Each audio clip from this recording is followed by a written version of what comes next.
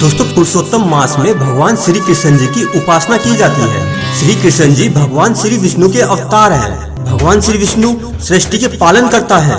सभी प्रकार के कष्ट और संकटों से मुक्ति पाने के लिए भगवान श्री विष्णु जी ने मनुष्य को कर्मों की ही महत्ता बताई है। हम जैसा कर्म करते हैं वैसा हमारा भविष्य होता है। यदि हमने अच्छे कर्म किए अर्थात किसी की सहायता की तो हमें भी दूसरों की सहायता मिलती है।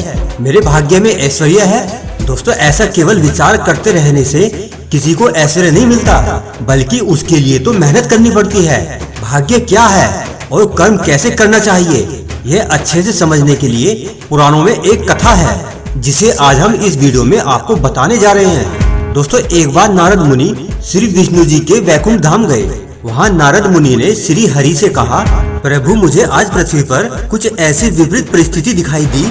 जो धर्म का पालन करता है उसे फल नहीं मिलता और जो पाप कर रहे हैं उसका भला हो रहा है। नारद जी बोले, भगवान मैंने स्वयं अपने नेत्रों से देखा है। पापियों को तो अच्छा फल मिल रहा है और धर्म के मार्ग पर चलने वाले लोगों को बुरा फल मिल रहा है। भगवान विष्णु जी ने कहा, आपने क्या देखा? कोई मुझे ऐसी घटना बताओ। नारद मुनि ने कहा, प्रभु अभी मैं एक जंगल से होकर आपके पास ही आ रहा था कि वहाँ मैंने देखा एक गाय दलदल में फंसी हुई थी। उसे बचाने के लिए कोई नहीं था वहाँ। तभी एक चोर वहाँ से निकला। उसने गाय को फंसा हुआ देखा, परंतु उसने गाय को बचाया नहीं, बल्कि गाय पर पांव रखकर दलदल लांघ कर निकल गया। चोर वहाँ से आगे गया ही था तो उसे मुद्राओं से भरी एक थैली मिली।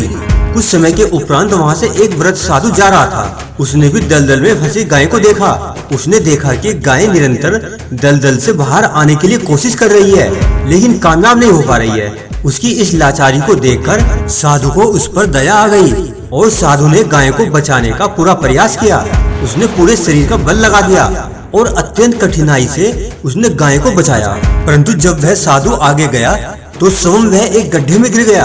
अब प्रभु आप बताइए यह कौन सा न्याय है? नारद जी की बात सुन के प्रभु बोले, सुनो नारद, जो चोर गाय पर पांव रखकर भाग गया था उसके भाग्य में तो एक कोष अर्थात खजाना था। उसके इस पाप के कारण उसे थोड़ा सा धन ही मिला और साधु के भाग्य में मृत्यु लिखी थी। साधु ने गाय को बचाया जिसके कारण साधु की मृत्यु होने वाली थी वह टल गई और वह एक छोटी सी चोट में परिवर्तित हो गई। तो दोस्तों जैसा कर्म करेंगे वैसा ही फल मिलेगा। चोर को धन तो अवश्य मिला जो उसके भाग्य में था, परंतु यदि वो गाय को दलदल से बाहर निकालता तो भगवान उस पर कृपा करते, उसे एक बड़ा खजाना मिलता जिसको उसने अपने पाप कर्मों से खो दिया। उसी प्रकार साधु की मृत्यु होने वाली थी, लेकिन उसने सत्कर्म किया तो उसकी मृत्यु टल गई और वह एक छोटी सी चोट में परिवर्तित हो गई।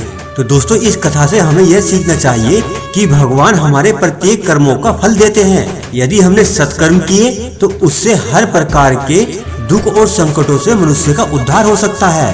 तो इस प्रकार दोस्तों भगवान विष्णु जी की बात से नारद जी को मानव जाति के उद्धार का मार्ग का पता लग गया।